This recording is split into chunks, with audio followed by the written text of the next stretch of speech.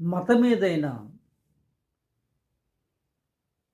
మానవ శరీరం దాల్చిన యేసుక్రీస్తు గురించి నేను విన్న 2 మాటలు.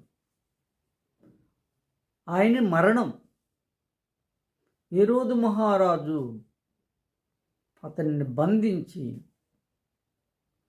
అతని కాలు చేతులకు సిలువపై మేకులు దిగ్గొట్టి రక్తం కారుతుంటే అతని చేత కొరడా దెబ్బలు కొట్టి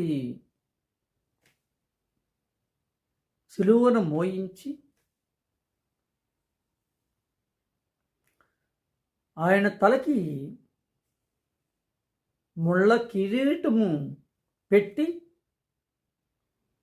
హేళన చేసి అవమానపరిచి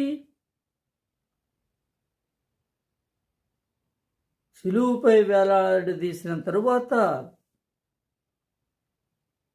ఆయనను బళ్ళెంతో పక్కలంట పొడిచి ఇంత చేసినప్పటికి కూడా యేసుక్రీస్తు వాళ్ళని క్షమించారు. వాళ్ళు ఏమి చేస్తున్నారో వారికి తెలియదు.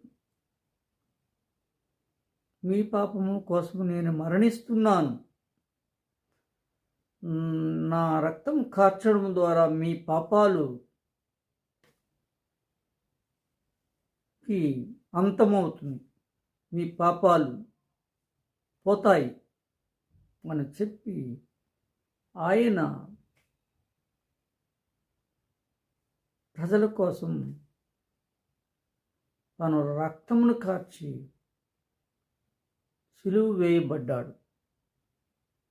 ఒక భగవంతుడు ఆయన చనిపోవటం చూసినట్టయితే దాని ద్వారా ఆయన చెప్పింది ఏమిటంటే, నీ శత్రువును కూడా నువ్వు ప్రేమించు, శాంతితో బ్రతుకు,